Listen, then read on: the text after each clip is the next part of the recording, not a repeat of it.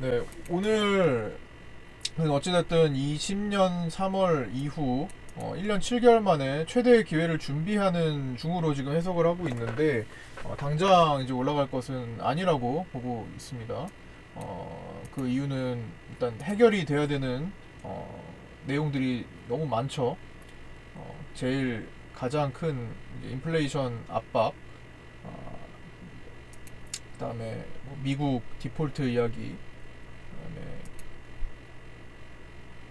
뭐 미중 무역 갈등이 또다시 불거지고 있는 모습, 뭐 헝다그룹 사태, 진짜 지금 올해 들어서 제일 악재를 꼽자면은 가지수가 제일 많이 나오는 그런 환경이 되어버렸어요. 그러면서 미국은 주도주가 지금 섹터가 변경이 되고 있는 과정입니다. 지금까지 상승을 주도했던 그런 큰 자금들이 어, 마침표를 종목별로 찍고 바닥에서 새로운 섹터로 다시금 상승을 준비하는 약간 체제 전환이라고 보시면 되겠는데 그런 일단 조짐이 좀 눈에 띄어요. 그래서 오늘 에너지 쪽 미국에서 이제 에너지 쪽이 가장 수년간 이제 바닥을 긁고 있었던 종목군인데 이제 그들이 이제 그들에게 이제 투자금이 많이 몰리는 상황. 따라서 어젯밤 밤 사이에 오늘 이제 밤 사이에 미국 증시가 많이 떨어졌음에도 불구하고 이제 에너지 쪽은 이제 선방을 하는 바람에 오늘 아침부터 이제 에너지주들이 우리나라에서도 아침에 시작이 좋았죠. 중앙에너비스를 필두로. 어, 근데 이제 이런 주도주 섹터 교체되면서 하락 찍고 다시 랠리를 시작할 때 그때 신흥국도 다시 돈이 들어올 거 아니에요. 예, 그럴 채비를 좀 하고 있다. 그 앞서서 이제 사전 물갈이를 하는 방식이다라고 조금 보시면 될 것 같고요. 어, 기존의 급락장과 이번에 나오는 9월 10월 급락장이 깡통인생님 추천 다른 감사합니다. 점이 있는데 그거에 대해서는 조금 이따가 제가 장중에 써드린 내용을 보면서 언급을 좀 해드릴게요. 이 글은 일단 오늘 제가 장중에 제가 타이핑을 한 거니까 그거를 그때 올려드렸지만 마지막에 이제 정리를 하는 관점에서 다시 보여드리는 거고 어, 일단 보시면은 테이퍼링 시점과 금리 인상 시점의 괴리감을 통한 이제 상승 원동력 이거는 이 왜 최대 기회가 되는지에 대한 부연 설명이에요. 그 이어서 내가 오전에 써드렸던 내용인데 일단 요거는 일단 미국 디폴트는 말이 안 된다라는 거는 여러분들 다 아실 거죠. 미국이 디폴트 되면 뭐 어떻게 하겠다라는 거죠. 그러니까 전 세계가 이건 완전히 단순히 정치 싸움으로 불거지는 거고 원래 미국이 부채가 많을 수밖에 없어요. 미국이 어찌됐든 전 세계의 경제를 이끌어줘야 되는 입장인 건데 큰 형님으로서 원래 이제 전 세계가 하나로 다 연결이 된 지구촌이라고 하죠. 하나로 연결이 되어 있어서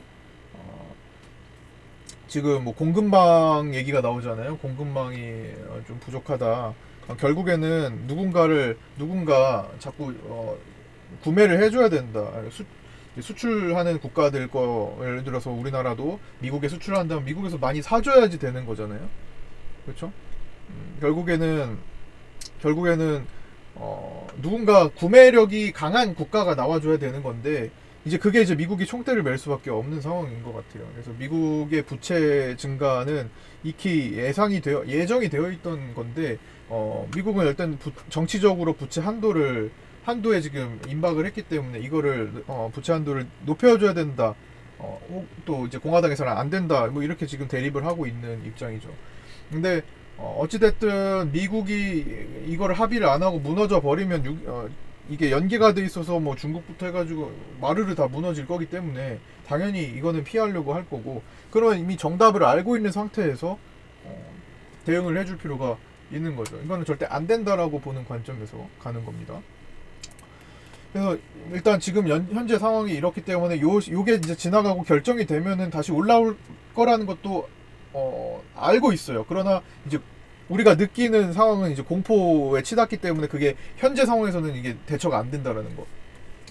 근데 이제 어쨌든 급락장은 여러 번 보고 있는데 작년과 다른 점을 간단히 좀 설명을 해드리자면 작년에는 이 코로나 때 급락을 본 다음에 여기죠. 여기 시장 흐름을 보여드리면서 이 구간에서 작년에는 자 코로나로 급락이 나온 시점 이후에는 중간중간에 만만치 않은 급락장이 계속 나왔단 말이에요. 근데 이때는 일단 원동력 자체가 지금이랑 완전 다릅니다. 작년에는 개인들이 동학개미운동이라는 이름을 붙였던 거잖아요. 그 밑에다 써놨을 텐데 개인들이 마구 돈을 끌어들여 사들이는 방식으로 시장이 움직인 겁니다. 물론 제가 이때 늘 말씀드렸지만 개인들의 힘으로 올라갔다라는 거는 약간 착각이다라고 말씀을 드렸어요. 다만 개인들이 돈을 쓰는 것은 맞다. 하지만 개인들 때문에 오로지 개인들 때문에 그걸 가지고 올라가는 거는 약간 그냥 언론이 그냥 그렇게 풀어가는 거지 실제로 그런 일은 사실 나오지 않았던 겁니다. 그렇게 됐으면 삼성전자가 초반에 올라갔어야지 이때 뒤늦게 올라가는 건 아니었어요. 삼성전자는 그전에도 개인들이 워낙 많이 사들이고 있었기 때문에 어쨌든 뭐 돈을 썼던 건 맞다. 그렇죠? 그래서 돈을 마구 끌어들여서 유동성을 같이 공급해주는 방식으로 시장이 움직였죠. 그런데 이번에는 완전 다르게 개인들의 위축도가 상당히 커졌어요. 그러니까 항상 지금까지 급락장이 나올 때마다 개인들은 떨어지네 사야지 이런 반응들을 했다라는 겁니다. 왜? 주식을 올라가는 상황을 보고 있고 또 많은 사람들이 주식을 이미 시작했기 때문에 돈을 가지고 들어왔기 때문에 돈이 있는 상태였단 말이죠. 예수금 초반에는 막 조심스럽게 산단 말이에요. 내 주식을 안 하던 사람이 예를 들어 딱 1,000만 원을 놨어.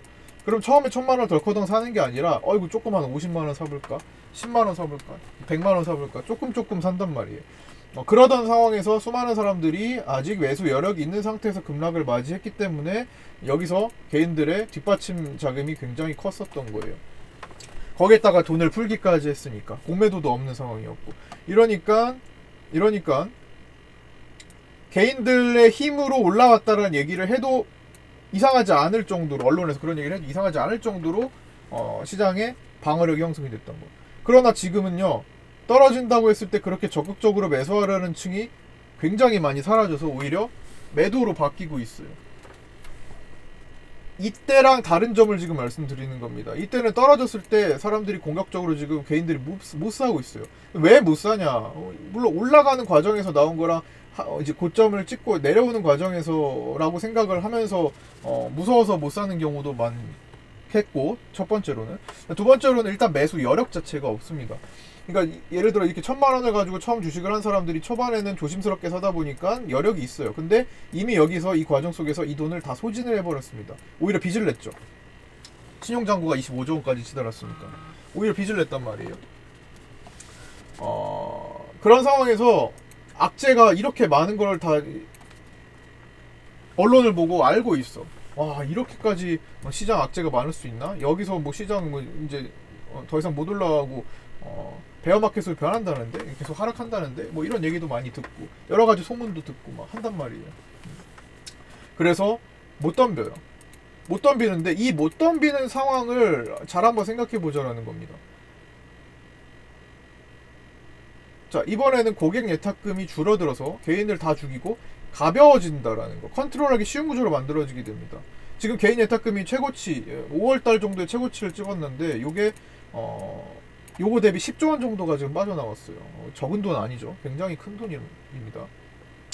근데 이 개인 예탁금이 줄어들고 있다는 것을 잘 한번 생각해 보자라는 거예요. 외국인들이 제일 이걸 원했던 겁니다.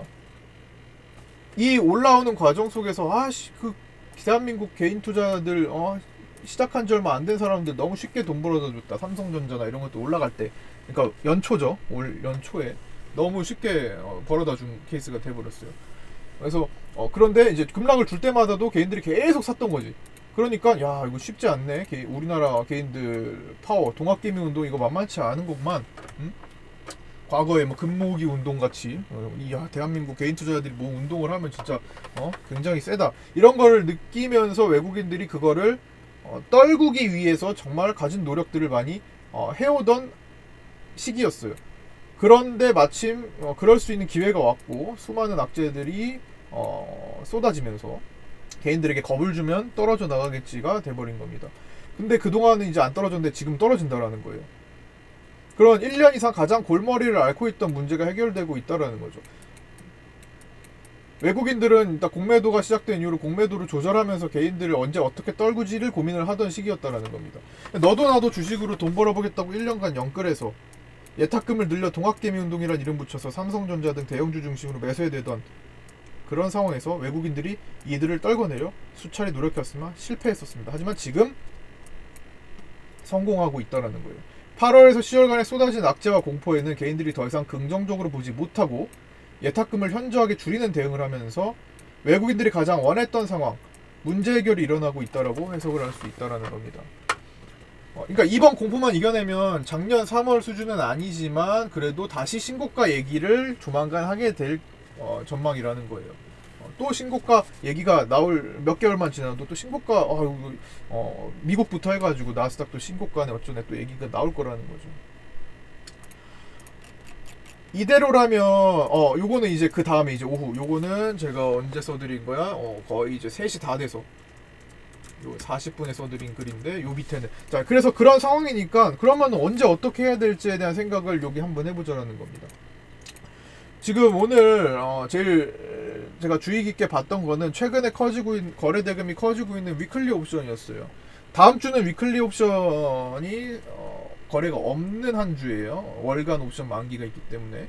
위클리 옵션이라는 거는 우리나라가 옵션 거래 대금이 과거에는 굉장히 선물을 파생시장에 우리나라가 1등이었는데 그거를 잠깐 뺏겼을 때 몇 년 전에 다시 우리나라 파생 거래를 활성화시키고 거래 대금을 높이기 위해서 파생시장의 규모를 다시 선두를 회복하기 위해서 만들어낸 겁니다. 옵션 월간 단위로 만기를 줬던 거를 일주일 단위로 상품을 또 만들어 버린 거예요. 매주 목요일마다. 근데 그게 처음에는 사람들이 잘 모르기 때문에 거래가 약해요. 거래 대금이 그렇게 크지 않았다라는 거. 근데 요즘 들어서는 위클리 옵션에도 거래가 굉장히 많아지고 있습니다. 그래서 무시하지 못하는 환경이 돼버렸어요. 그래서 최근에 위클리 옵션을 좀 보니까 특히나 이번 주, 지난주도 마찬가지였고 지난주에서 이번 주는 계속 한 주 마감하는 목요일에다가 강력하게 상승 베팅을 하고 있는 모습을 볼 수 있습니다. 누가? 개인들이요.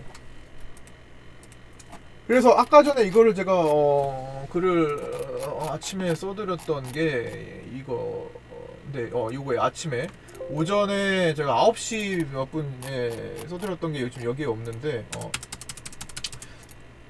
요게 아침에 9시 20분 정도에 써드렸던 거예요. 최근 거래 대금이 커진 위클리 옵션을 무시하기 어려운데 현재 위클리 콜 옵션의 개인들 베팅이 상당합니다. 오늘도 계속 종가까지 마찬가지였어요. 즉 목요일까지 개인들은 강한 상승 쪽에 베팅을 하고 있는 겁니다. 원해서일까요? 아니요, 원치 않는 베팅일 겁니다. 제로섬 게임이기 때문에 누군가 개인보다 힘이 센 사람이 먼저 하방에 강력하게 베팅해버리면 거기에 참여하는 개인 투자자들을 나머지 늦은 투자자들, 한 발 늦은 투자자들은 돈이 없거나 돈이 적거나 한 발 늦었으면 반대 방향에 베팅할 수밖에 없어요. 차라리 참여를 안 하는 게 낫죠.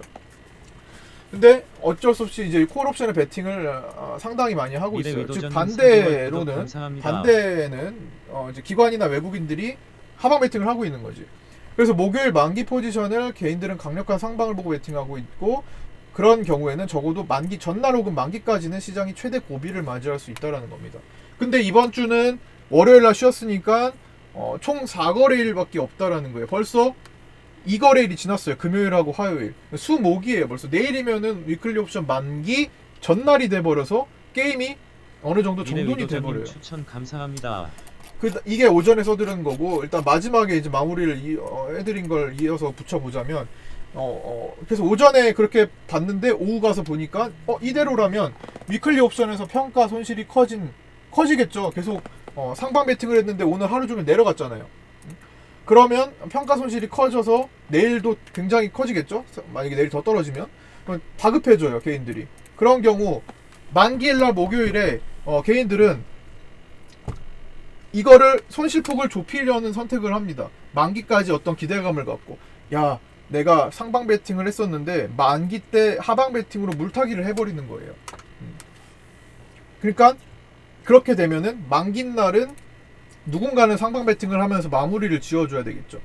개인과 반대 포지션에 있던. 근데 오늘 원래 기관들이 크게 관여를 안 했는데 오늘은 기관들이 관여를 좀 많이 했습니다. 따라서 목요일에는 기관들의 힘으로 상승 반등을 만들면서 끝낼 가능성이 높아졌어요.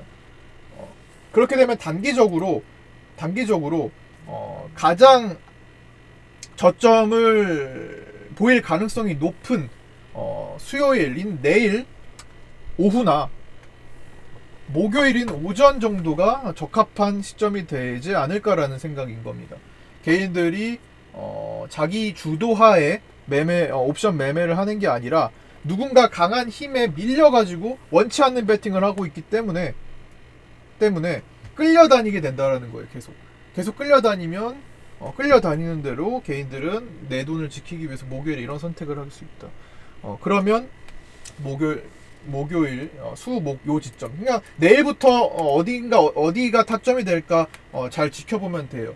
자, 이거는 단기적인 반등이 이번 주에 이제 저점을 찍는다라는 관점에서 보이는 거고, 얘가 이제 더 길어지게 되면은 초반에 말씀드렸던, 그러니까 제가 써드렸던 게시판에, 방송국 게시판에 올려드린 그 체크리스트에 써드린 것처럼 볼까요? 체크리스트에 써드린 것처럼 이거죠. 여기 어디야? 여기 있죠. 10월 18일이 시한인 이 부채 한도, 미국 부채 한도 협상, 요 기점 전에 한국 만기, 우리나라 옵션 만기 14일, 미국 옵션 만기 15일, 여기 기점으로 해서 저점 전후로 저점이 형성된다라는 건데, 이렇게 되는 거는 좀 길어진다라는 개념이죠. 이번 하락장이 좀 길어지게 된다면, 그렇게까지 되지 않았으면 좋겠지만 그렇게 될 가능성도 열어두고 본다면 다음 주에 이제 오늘처럼 이제 해석을 좀 해봐야 된다라는 거예요. 그런데 일단 오늘 분위기 보니까 개인들이 푸셌다가 어마어마한 또 자금을 베팅을 해놨습니다. 그러니까 오늘 월간 옵션, 그러니까 아까 전에 말씀드린 주간, 위클리, 주간 옵션에 대해서는 개인들은 상방 베팅을 했는데, 월간, 그 다음 주에 만기인, 이게 지금 10월 5, 6, 7일 만기인 위클리 옵션은 개인들이 상방 베팅. 근데 오늘 풋옵션 거래에 개인들이 치중하는 걸 보니까 10월 14일 월간 옵션 만기는 하방 베팅을 같이 진행을 해주고 있다라는 겁니다. 이걸 종합해 보자면 요 사이 언저리에서 터닝이 나오겠다라는 거죠. 그러면 거기에 맞춰서, 야, 내가 여유 자금이, 내가 지금 1,000만원 가지고 투자를 하고 있었는데 좀 밀렸어. 보유한 거 이거 해가지고 좀 많이 밀렸어. 그런데 내가 또 보니까 일단 일시적으로 좀 넉넉하게 여유가 있는 금액이 또 1,000만원 정도가 있네. 이거를 그러면 이런 구간에다가 한번 배팅을 해볼까? 황금 기회라고 하는데 개인들은 악재라고 생각하고 외국인들은 싸게 살 생각하고 있고 막 이런 상황에서, 혹시나 지난번 작년 1년 7개월 전 내가 그때는 제대로 못했지만 또다시 기회가 나온다면은 배팅을 하고 싶었는데 이게 지금 나온다면 써볼까? 막 이런 관점으로 준비를 해놓을 수 있다 라는 겁니다. 얘를 쓰지 않아도 좋아요. 쓰던 쓰지 않던 혹시나 있으면 마음의 준비 정도는 해놓을 수 있는 거니까, 내가 이거는 융통할 수 있는 돈이야, 무리에 저 빚내면 안 되는 거고 당연히 이 정도면 여유자금으로 내가 만약에 기회가 왔을 때 조금 보충해 볼 수 있는 돈이야 라고 한다면 마음의 준비만 해놓고 언제든지 투입할 수 있을 정도만 해놓으면 되지 않을까라는 생각을 한다라는 겁니다.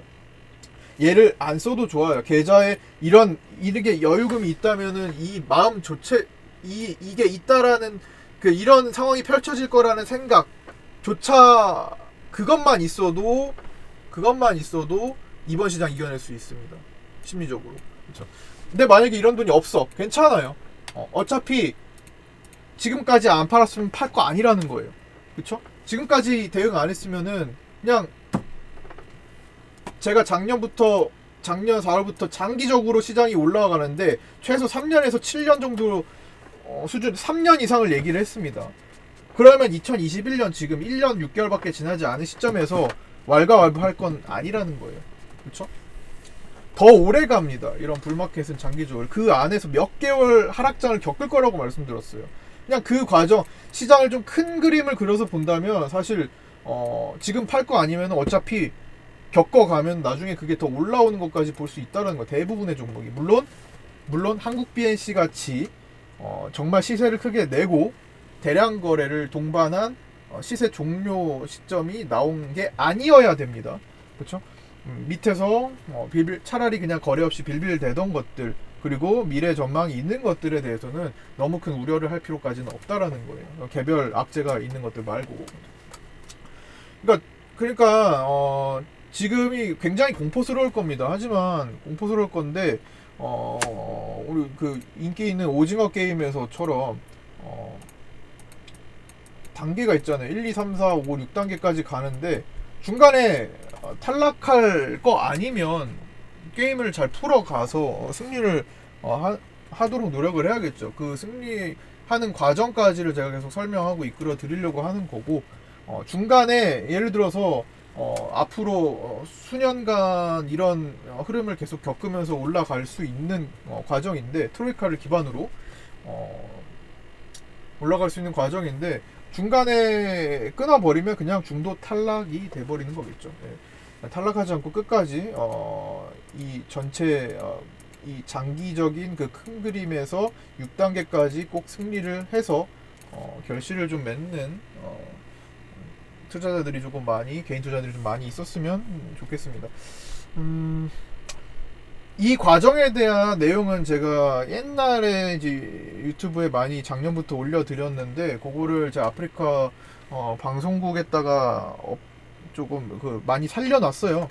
과거 영상들에. 그거를 좀 보시면 될 것 같고요. 네, 나머지는 오늘은 이 정도로 마무리를 짓고, 나머지에 대해서는 또 내일 장 보면서 조금 다시 장중 방송부터 해서 풀어드리도록 하겠습니다. 네, 오늘은 일단 야간 방송 밤 10시, 화요일 목요일 야간 방송 밤 10시 아프리카 TV에서 있는 날이고요. 그게 아니고 주간 장중 방송은 매일마다 장중 8시 반에 오픈합니다. 자, 오늘 여기까지 마감 브리핑 마치도록 하겠습니다. 감사합니다. 고생하셨습니다.